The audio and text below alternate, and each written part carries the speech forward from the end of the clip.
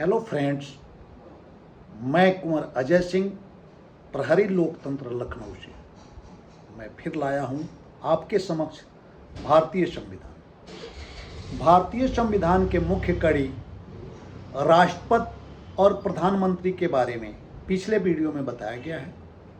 इस कड़ी में मैं आपको राज्य अर्थात विधानमंडलों के कार्यपालिका के बारे में बताने जा रहा हूँ। अगर मेरा वीडियो आपको अच्छा लगे तो इसे लाइक ज़रूर कीजिएगा और ऐसा वीडियो हमेशा देखने के लिए चैनल को सब्सक्राइब ज़रूर कीजिएगा। आपका एक लाइक और एक सब्सक्राइब हमें हौसला देगा और हम आपके लिए संविधान की तकनीकी जानकारियाँ देते रहेंगे।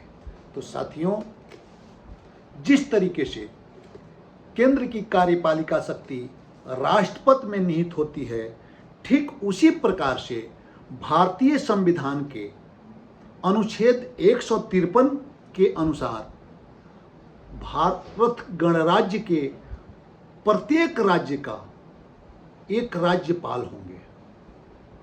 अर्थात जिस तरीके से केंद्र में राष्ट्रपति हैं, ठीक उसी प्रकार से हर राज्यों का एक राज्यपाल होंगे।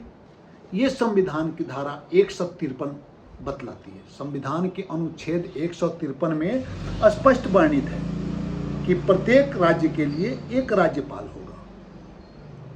तो साथियों, 154 में राज्य की अर्थात स्टेट की संपूर्ण शक्ति राज्यपाल के अंदर निहित होगी, जिसका प्रयोग वह स्वयं करेगा या अपने अधीनस्थ कर्मचारियों के द्वारा कराएगा।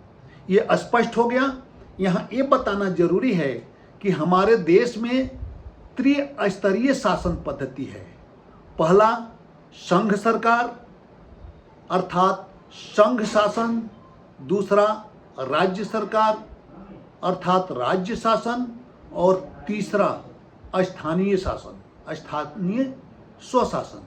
तो हम संघ सरकार के बारे में आपको बता चुके हैं और राज्य सरकार के कार्यपालिका शक्ति अर्थात सर्वोच्च शक्ति राज्यपाल संविधान के अनुच्छेद 153 में राज्यपाल हैं और 154 में राज्य की सारी शक्ति उनके तहत निहित है, जिसका प्रयोग वह स्वयं करेंगे या अपने अधीनस्थ कर्मचारियों के द्वारा करेंगे। साथियों, यहाँ ये भी बताना जरूरी है कि विधानमंडल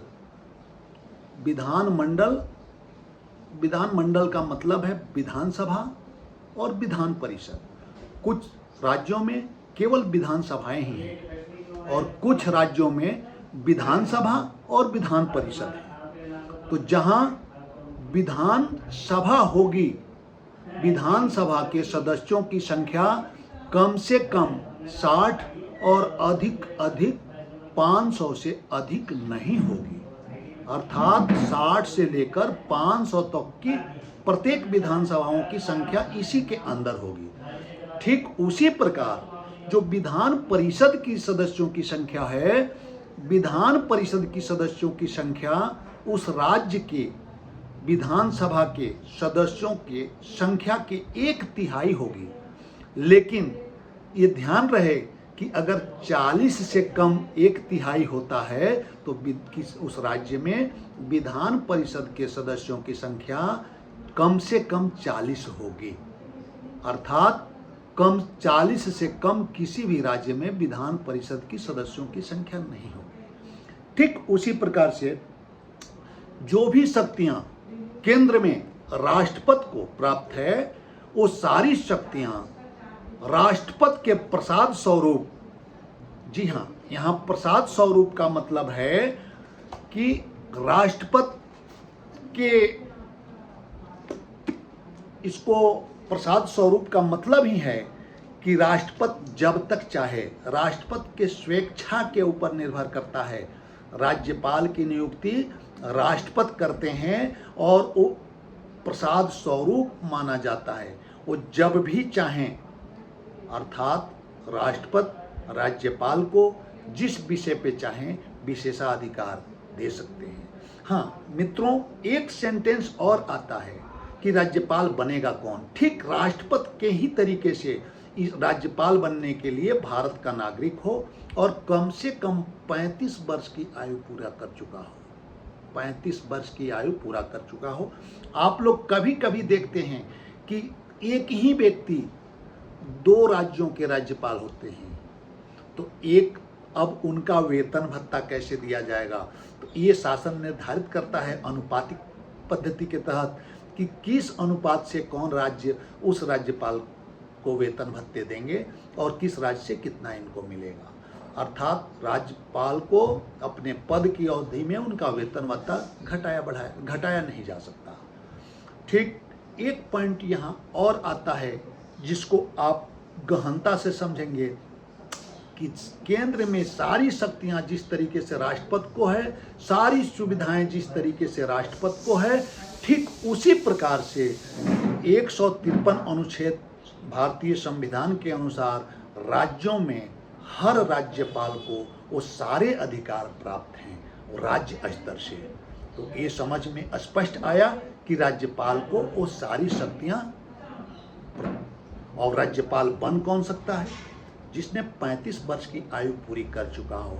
और अगर यहाँ एक टिपिकल जानकारी ये देनी है कि राज्यपाल अगर कोई संसद का कोई सदस्य या किसी विधानमंडल का कोई सदस्य अगर उसे राज्यपाल नियुक्त राष्ट्रपति द्वारा किया जाता है, तो जिस दिन राज्यपाल नियुक्त किया जाता है ठीक उसी दिन से उस सदन में उनको रिक्त मान लिया जाता है, यानी उस सदन और उस सदन की सदस्यता उनकी समाप्त मान ली जाती है, क्योंकि वो राज्यपाल नियुक्त हो गए।